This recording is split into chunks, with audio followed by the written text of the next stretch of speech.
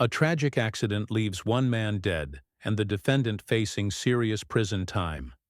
His lawyer pleads for leniency, but prosecutors reveal shocking lies and disturbing behavior.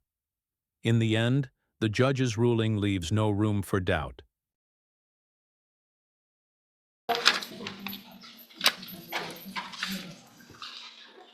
Good morning. Are you Johnny Jacobo Ramon? Yes. And Mr. Ramon, you were previously in court and entered a plea of guilty to the second-degree felony offense of accident involving death. And that was a plea agreement of a cap of 15 years in prison. I have received the pre-sentence report. Has everyone had an opportunity to review that report? Defense has. Yes. Are there any additions or corrections? No, Your Honor. Not from the state.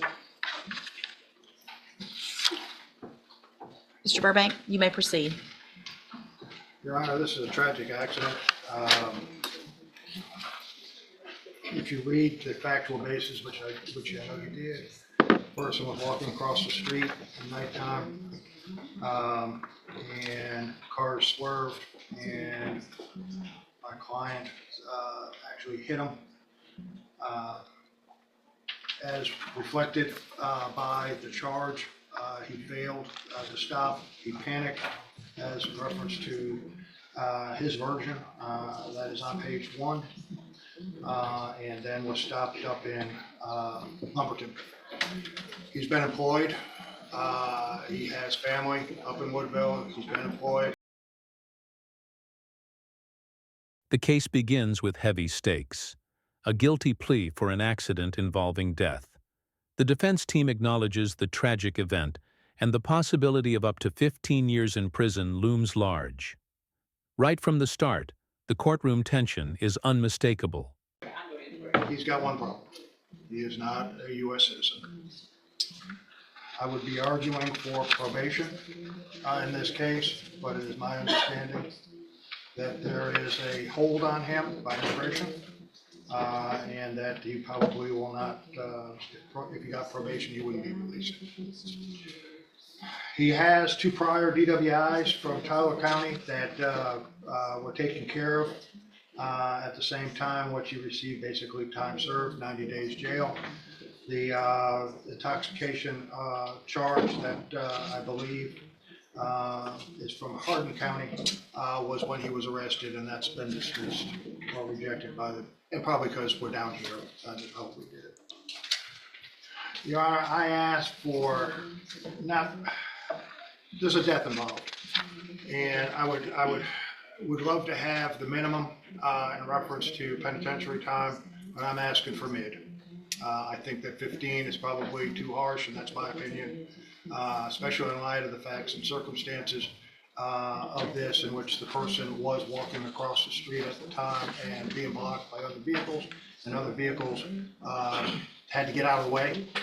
But he was definitely wrong in not stopping, and he was intoxicated.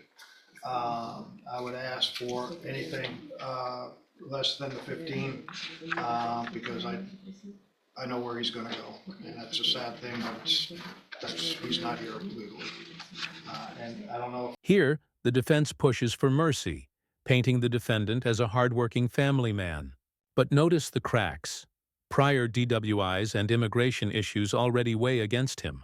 The defense admits he was intoxicated, yet still hopes the judge will spare him the max. Question for viewers: do you think his lawyer is being persuasive, or is this just damage control? He would like to address the court. Sí, Yes, go ahead. quiero decir que lo siento, que si lo hubiese visto, yo me hubiese detenido antes para poder auxiliarlo, pero pues... Hold on. Judge, I'm so sorry. Had I seen him, I would have stopped and helped and rendered aid. Pero pues había un carro con... Hold on. So are you telling me that you didn't know you hit someone? ¿Me está diciendo que usted no sabe que le pegó a alguien? No, sí. I didn't know. Okay. Pero pues había un carro enfrente y yo no lo pude ver There was antes. a vehicle in front and I wasn't able to see him in time. Okay. pero pues quiero decir que lo siento. I want to say that I'm sorry. Que si pudiera volver el tiempo lo haría, pero But if I sé could que go back in time, I would go back and soy help. el culpable. And I know I'm guilty. Okay. Thank you. I just have one question up here. What were you doing for work? ¿Qué estaba haciendo de trabajo? Estaba en el roofing, I was a ripper. And how long have you been, how long have you been in the country? ¿Cuánto tiempo has estado aquí en los Estados Unidos? 14, 15 años. 14, 15 years. And have you always had a job? ¿Siempre han tenido un empleo? Sí, Yes. And you do have a family? ¿Y si tienen una familia? Yes. Thank you. The defendant pleads with raw emotion, apologizing and expressing regret. He insists he didn't know he struck someone. But is this genuine remorse or a convenient excuse after the fact? The judge listens carefully, but the inconsistencies are hard to ignore. Mr. Smith? Judge, we would argue for the max sentence in this case under the plea agreement based on the fact that when he struck him, he knew that he struck him. That was evidenced by the phone calls the next day. He knew he hit a person. When he was stopped in Coons, which is a long way from the accident scene, he told the police when they noticed the damage on his vehicle that he had struck a deer. They, either through dealing with him before or suspecting that he was lying and knew he was intoxicated, went all the way back to the county line looking for a deer that had just been struck. And only because they were diligent in doing so did we even know that he had committed this particular crime. He knew he committed the crime. He lied about it. He has an issue with alcohol. He's here in the country illegally. I would direct your attention to the jail report in this case and how he's acting, showing disrespect for staff as well as masturbating in open bunk. We asked for a 15-year sentence in this case. The prosecution hits back hard. From lies about hitting a deer to shocking reports of misconduct behind bars, they argue this wasn't just panic, it was deception. The contrast with the defense's plea for leniency couldn't be sharper. If you were the judge, would you believe his apology or side with the prosecution's evidence?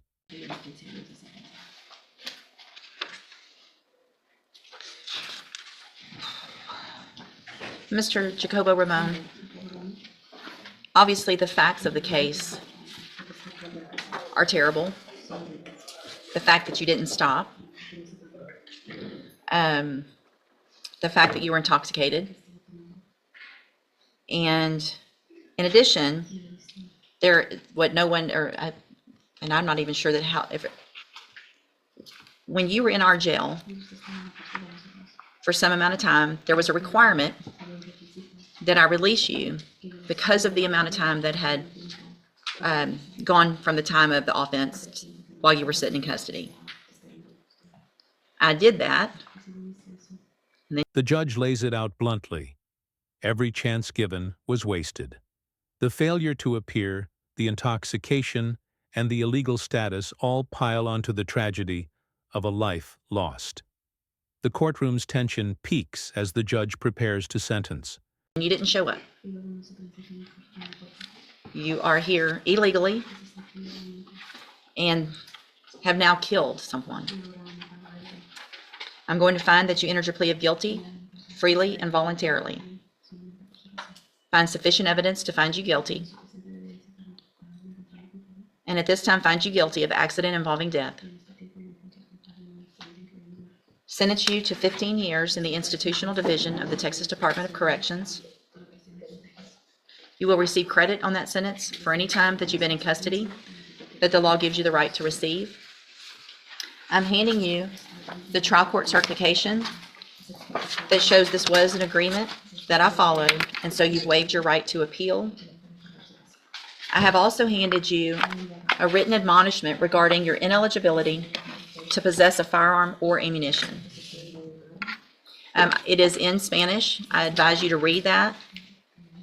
If you are ever back in Texas legally, you will not be able to possess a firearm or ammunition.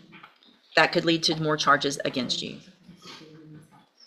All right, thank you. You can go back with the bailiff. Thank you, Mr. Burbank. Thank you, Ms. Burge. The hammer drops. 15 years in prison, the maximum under the plea deal. No second chances, no sympathy left. The judge makes it clear. Choices have consequences, and excuses won't erase a death. This case is more than just a sentencing. It's a story of a preventable tragedy, poor decisions, and the weight of accountability. The defense tried to humanize the defendant, but the prosecution exposed a pattern of lies and recklessness that the judge could not ignore. Do you think justice was served with the 15-year sentence, or should the outcome have been different? If you found this breakdown powerful, don't forget to like, share, and subscribe for more courtroom dramas where the truth collides with justice.